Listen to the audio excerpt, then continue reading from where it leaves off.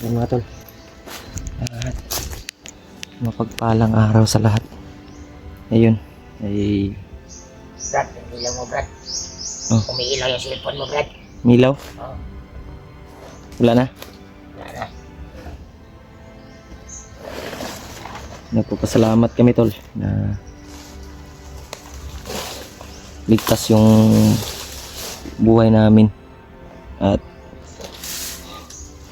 sa kabutihang palad ay nandito kami ni Jojo magpapahinga muna. Okay ka Jo? Brad. Malayo na yung nalakbay namin, ibang area na naman yung narating namin tol, kaya kami nag relax dahil isang araw tayong naglakbay.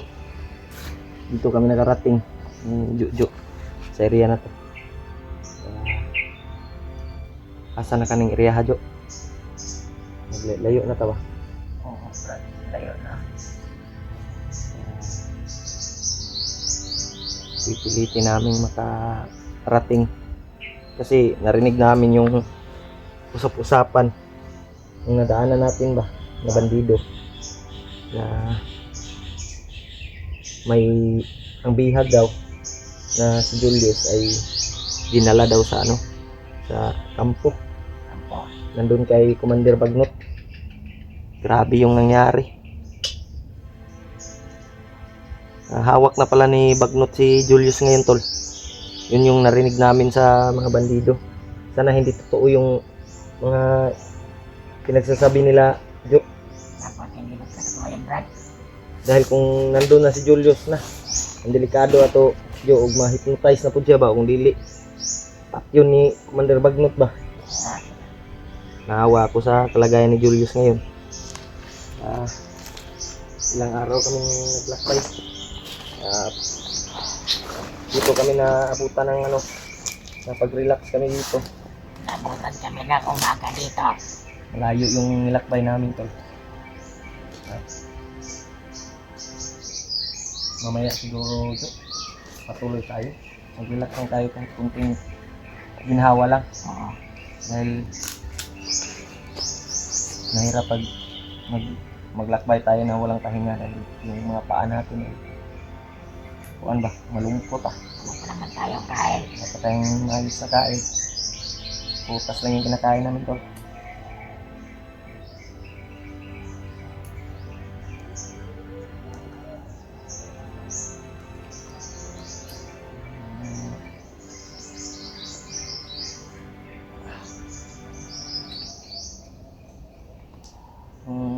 Video natin tol ay late upload lang tol. Dahil hindi kami maka-upload kaagad ng mga video dahil sa area na walang signal. Kaya pasensyahan nyo na tol kung matagalan kami sa pag-upload. Mahirap yung area na to dahil bihira yung signal. Hirap kang makahanap ng signal. Umakyat pa kami sa puno para makakita kami ng signal. Naka-upload kami ng video. Kaya yung mga video natin to late upload talaga yung iba.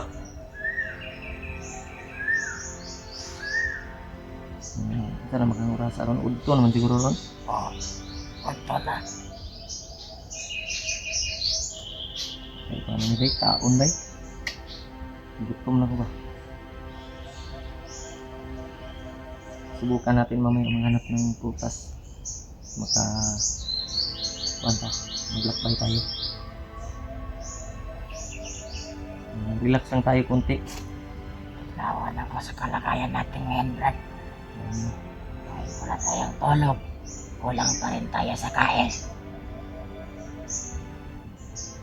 Kain mo lang na tulog. Ang aking buhay ngayon. Isa pa, ang iniisip ko yung kalagayan ng aking pamilya sa Patag. Gusto ko nang mayakap yung kapila ko, Brad. Pero sa ngayon, hindi pa. Kipit-kipit pa yung buhay natin ngayon. Kunting lang. Kunting sikap lang para tayo. Naglamok bro.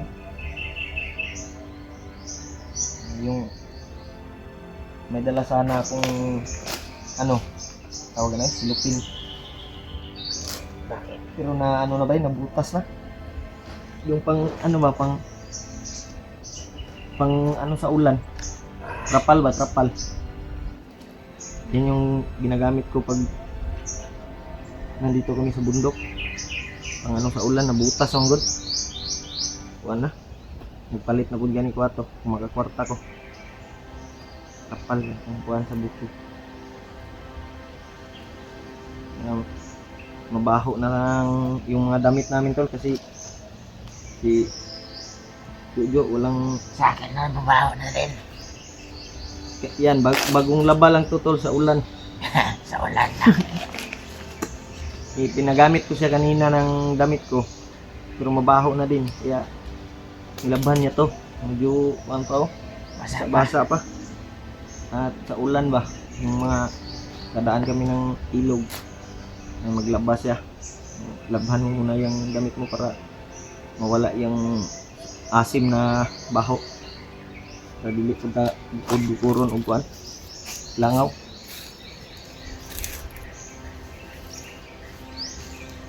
Mawa na kung aso, basa mo ng kuan sa lubid. No lighter. Ayan mga tol, at maya maya ay maglakbay kami. Babalikan natin yung ano yung daanan na sinasabi mo ba Sige Brad. para makapalit tayo pagkaon. Mamayang gabi na siguro. Para tayo makita. Makita ta. Karon ta mo nga dito. Alam mo yun ang ginadaanan natin. Baka may mga bandido yan. Habang sa atin. Hanap tayo ng maayos na daanan. Hindi tayo matuntun. Isa mo tayo mong asawa sa patag, wala tayo cellphone. Meron naman Brad. Kaso, wala tayo matiksan. Problema lang, wala ka kabalos number. Hindi ako marunong magbasa Brad. Problema lang tol, hindi niya alam yung number sa kanyang asawa. May cellphone, anong cellphone yun? Hindi ko alam Brad kung anong cellphone yan. Basi ka to kung keypad ng cellphone. Oh, yan nga Brad. Keypad na to eh. Nana ba? Kung sana may, kung alam mo sana yung number, pwede natin tawagan. Oo nga Brad. Problema lang, hindi mo alam. Yeah. Saan man? Punta dari sa bukit. Sige lang. Maning kamot ta mga kababa ta. Para makita natin yung asawa mo at ano ko. Pero Brad, hindi mo ba na-miss yung mga asawa mo eh? Miss ko yung anak ko eh dahil nag-aaral yun. Ganyan talaga ang buhay kapag mahirap. Tayo. Yan. Maros. Langgam. Ibon. Ibon? Anong ibon yan? Yung kumakahol ba? Maitim yan. Yung mata niya pula. Pula. Oh. Sige, yawa na nga. Langgam eh. Nagtagalan pa tayo dito ba? Mga Brad. Copy namin tol, mahanap namin kagad si Julius para makababa kami. Ano mo si Julius Brad? Kaibigan ko lang yan. Kasamaan mo sa Kasama hunter. ko sa hunter ba? Mabuti naman. Sila Rimark, sila Kuya Bad. Sino yung sinasabi mo na kumapat? Yan sila magkapatid yan, si Rimark at si Kuya Bad.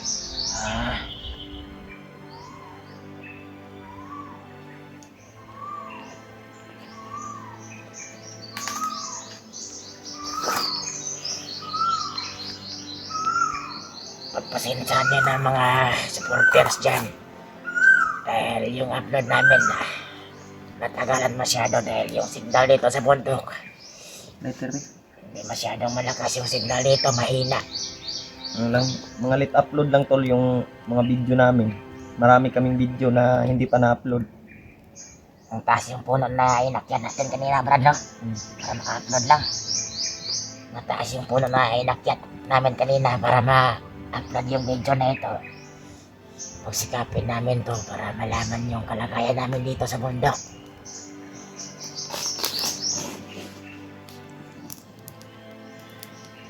Meron naman tayong apoy. Wala naman pagkain. Batag warod, batag Saging. saging. Tatag saging rin. Hilaw mong uban ba? O ka nagulang ba?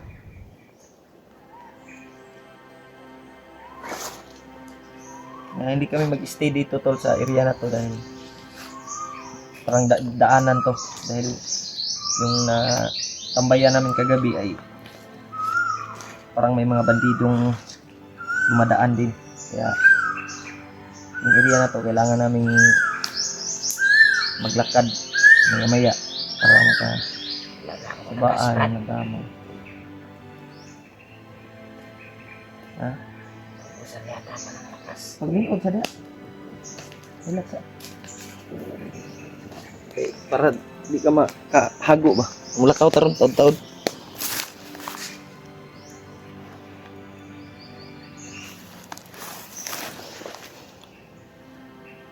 Maglakbay tayo. Maya-maya. Huwag ka lang masyadong mag-ano. Brad.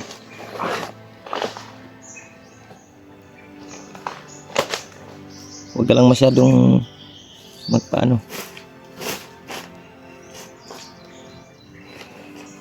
Dahil baka maano tayo. Relax ka muna yan. Upo ka muna. Maya-maya ay maglakad tayo. Mag-ano tayo. Hanap lang tayo ng magkuhan lang taba balik na to tong kusog dahil ilang bundok yung tinawid namin tol bago kami makarating dito. Parang 3 bundok yata yun siguro, Jo, no? 3 bundok yung natawid namin para makaabot kami dito. Relax mo na yung ano mo dahil wala kang maayos na tulog. Kagabi ay una siyang natulog tol. Pagka mga bandang alas 11 ng gabi ay gumising si Jojo para ako naman yung bantayan niya. Parang nag-ano lang kami ba? Swap-swapping lang kami. Grabe. Kita nagpagkaon rin Jo. Makain ng pagkain. Kahit saging lang. Saging lang. Para hindi tayo mapasa ng gutom ba. Gutom na kita eh. Ito ano. Nagpang ako ng paraan ngayon kung makikita tayo ng mga saging. Pagkain ba. Yung gutom na din. Dapat tayong maayos ng tulog.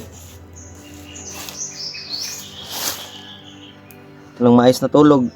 Palaging nag-iisip, maraming problema.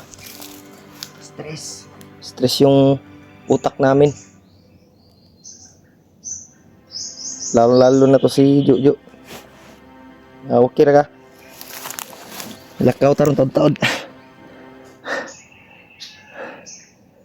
Hindi kami magsasawang hanapin yung kasamahan namin tol na si Julius. Dahil para maligtas yung buhay niya. Lalo na to si Jojo na may pamilya pang naghihintay sa kanya doon sa baba. At yung asawa at anak niya. Naawa din ako sa kalagayan na to.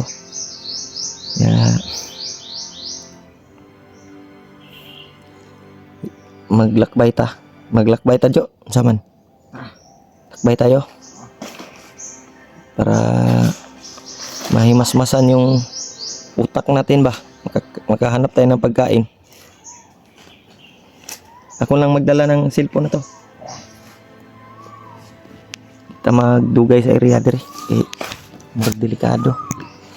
Saan tayo dadaan? Dito yata. Tayo. Oh, may mga ano? May mga yun mga tol, maglakbay muna kami. May mga ano na narinig natin.